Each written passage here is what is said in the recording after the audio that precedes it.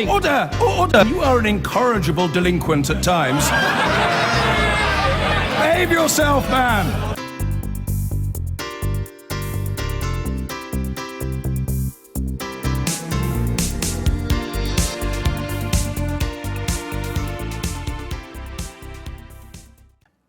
Now, happy birthday to Twitter. Only 10 years old today, and yet it's already almost passed through the entire life cycle of a technology company. From hope to excitement to ubiquity, and now to some saying it's in decline. Has it changed the world for you? Here's Katie Razzle.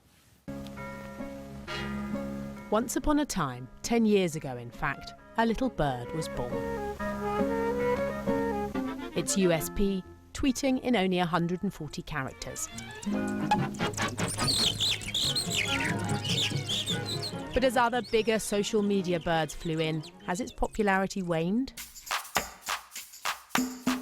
When it comes to breaking news, it's hard to imagine operating without Twitter. Even the raid on Osama bin Laden's Pakistan compound back in 2011 was unknowingly live-tweeted by an IT consultant living nearby. Mr. Attar first tweeted helicopter hovering above Abbottabad at 1 a.m. is a rare event, and followed that with a series of tweets about what he'd heard. It was only 9 hours later he discovered he'd been live tweeting the killing of the Al-Qaeda leader without knowing it. Then there's the service Twitter offers as an information disseminator. Take the Japanese tsunami in the same year. With many mobile networks and telephone landlines down after the earthquake, terrified residents went to Twitter and, of course, Facebook for guidance. Evacuate to higher ground was the advice from government. Many got that and other information about what to pack in an emergency kit from social media. But recently, this little bird has had many an obstacle thrown in its path. The word is that Facebook, Twitter's bigger, more predatory rival, is winning out. It's been hard to monetize Twitter's value, and once the market wised up that growth in users was slowing, its share price plummeted. Twitter's reputation is built on its influence on popular opinion. The Arab Spring, seen by some as possibly its biggest coup, was even dubbed the Twitter Revolution. That meant the site was harnessed to spread the word, to galvanize the people.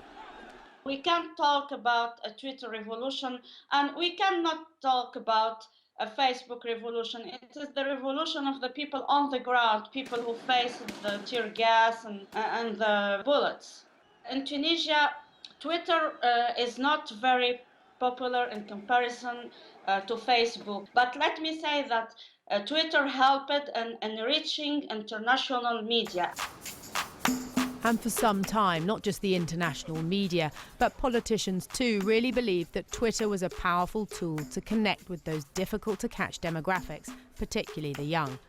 4 more years, tweeted Barack Obama on his second-term win. Within an hour, it was the site's most popular tweet. This president, Twitter's 4th most followed person, considered by many to have harnessed the power of Twitter and other social media. 36 hours to go! But 4 years on, certainly when it comes to British elections, Twitter hasn't played the role that was expected. Lynton Crosby, the Conservatives' election strategist, reportedly didn't believe in it as a campaigning tool. And Labour learnt some hard lessons in 2015 about Twitter's influence. I think we did think Twitter was important. I think we relied on it a bit too much. I think we got a bit of a false impression because we were getting a very good, strong feedback from Twitter. I think we thought that's the way the whole country was going, and of course that didn't happen, as we found to our shock and horror when that exit poll dropped at 5 to 10. A lot is asked of this little bird. If questions mount over its ability to influence opinion, it could find itself not a bird that can fly, but a dead duck.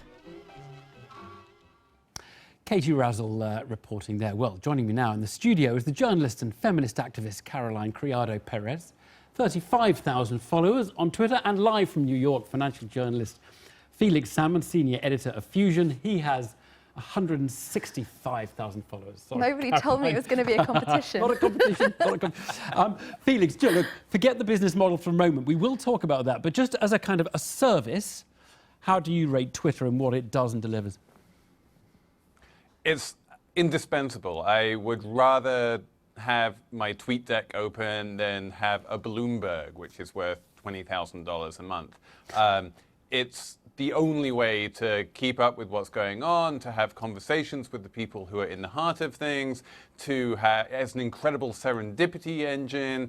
Everything that's happening right now is happening on Twitter, and it mirrors your interests without being a complete echo chamber. It's nothing like it has ever existed, and it's amazing.